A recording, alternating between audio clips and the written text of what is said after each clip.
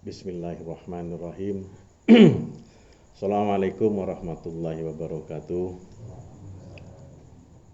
Bismillahirrahmanirrahim. Alhamdulillahi rabbil alamin. Wassalatu wassalamu asrofil anbiya'i wal mursalin Sayyidina Muhammadin wa ala alihi wa ashabihi ajma'in. Amma ba'du. Yang saya hormati serta saya muliakan Presiden Republik Indonesia, yaitu Bapak Prabowo Subianto. Perkenalkan, saya pembimbing daripada Perkumpulan Satria Indonesia Nusantara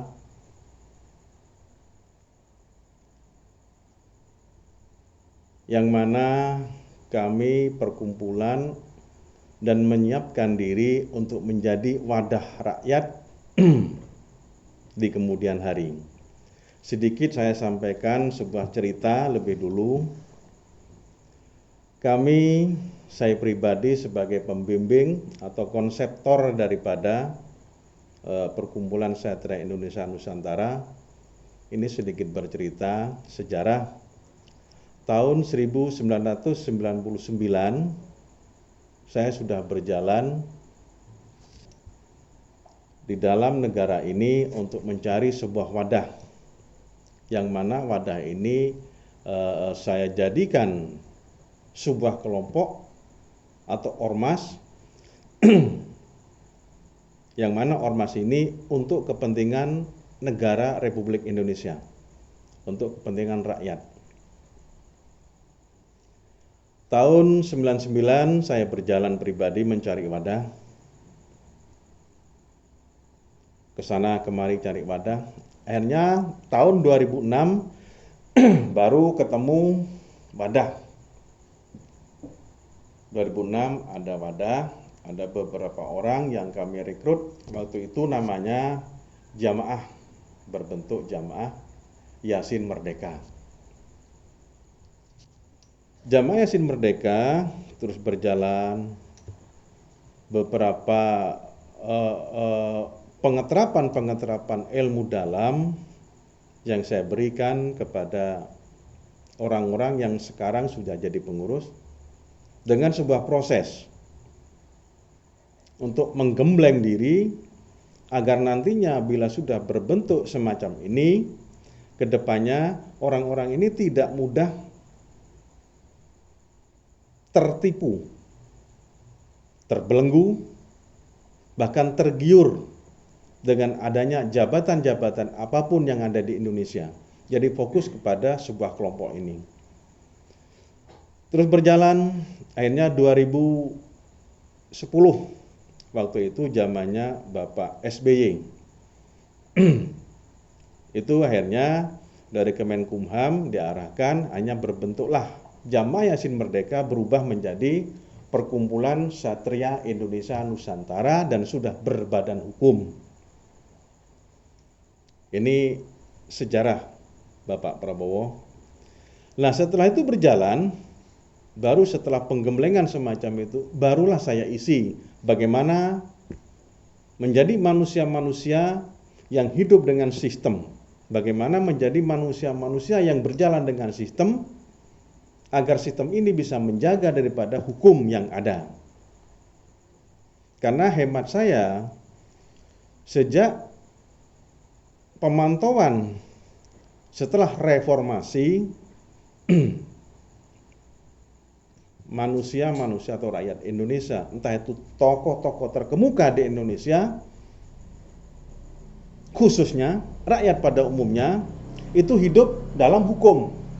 Hidup dengan hukum, bukan dengan sistem. Sesungguhnya manusia hidup itu perlu dengan sistem. Untuk itulah, gemblengan-gemblengan saya sebagai pembimbing perkumpulan, bagaimana di dalam mengimplementasikan daripada sistem ini kepada pemerintahan Indonesia, maka saya buat konsep. Dan konsep itu sudah diredaksionalkan oleh pengurus kami, yang mana pengurus kami sudah berbentuk ada pengurus, ada pemberdayaan perempuan, juga ada tim keuangan perkumpulan. Struktur-struktur daripada kepengurusan sudah saya selesaikan. Di dalam konsep ini akhirnya ditulislah oleh para pengurus berbentuk buku semacam ini, Bapak. Ini kunci Indonesia menjadi mercusuar dunia.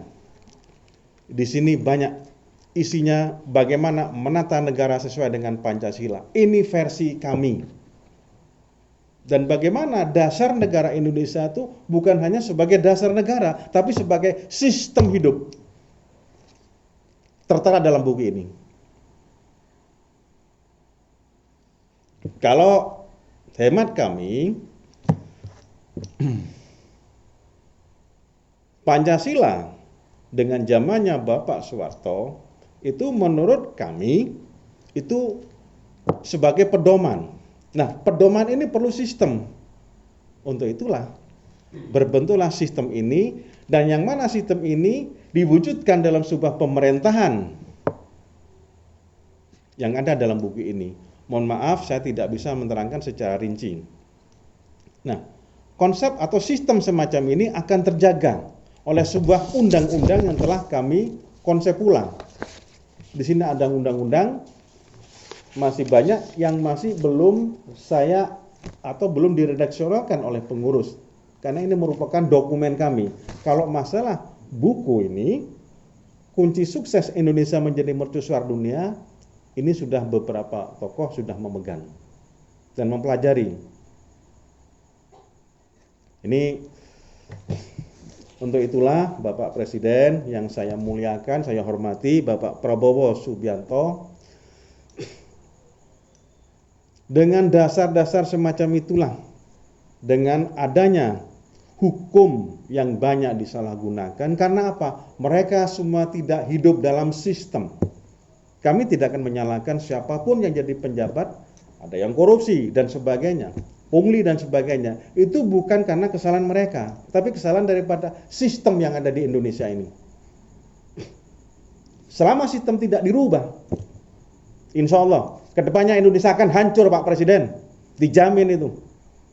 Bapak sudah tahu itu. Kehancuran Indonesia sudah di depan mata.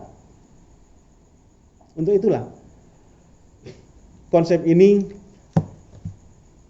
saya luncurkan. Dan alhamdulillah kami di sini sehubungan dengan adanya rekaman ini ditujukan kepada Yang Mulia Bapak Presiden. Kami di sini sudah mengukuhkan pilar, disebut 5 pilar kebangsaan. Yang mana pilar kebangsaan itu ini dari Kalimantan itu Dr.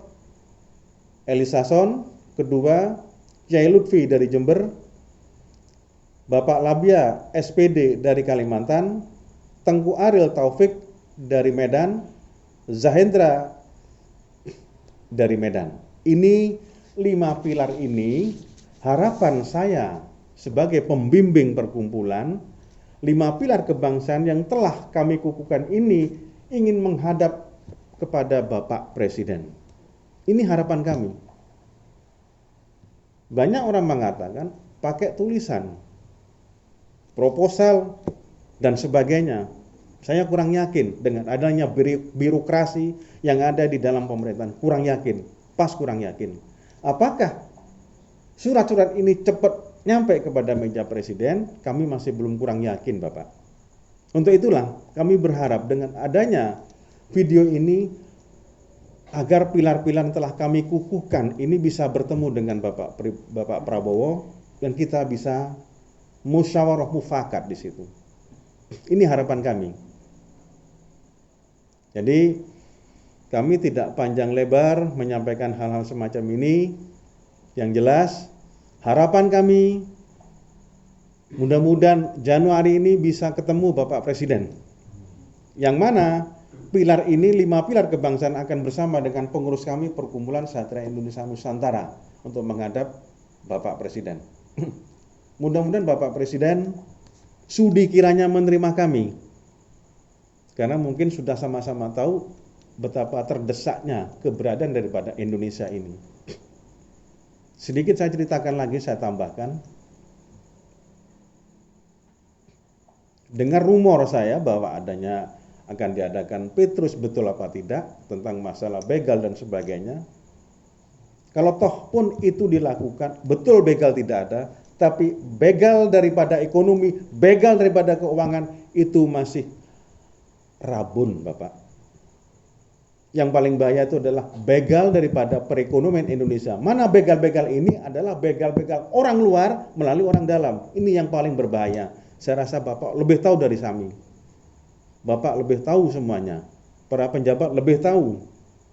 Jadi tolong, harapan saya, tolong terima pilar-pilar kebangsaan ini yang telah saya kukuhkan, karena kami sering berkoordinasi dengan mereka. Tanya terus, kapan Bapak pembimbing ini kami bisa menghadap Presiden. Jadi itu kurang lebihnya saya mohon maaf. Mudah-mudahan Bapak Prabowo diberikan kesehatan oleh Allah Subhanahu wa Ta'ala. Bagaimana tentang sebuah pertanyaan, siapakah di belakang saya, background saya sebagai pembimbing siapa, ini tidak bisa saya sampaikan melalui video. Face to face nanti langsung ketemu dengan Bapak Presiden, saya ceritakan semuanya.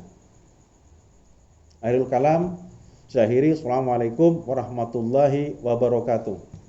Salam Pak Prabowo, salam hormat, merdeka.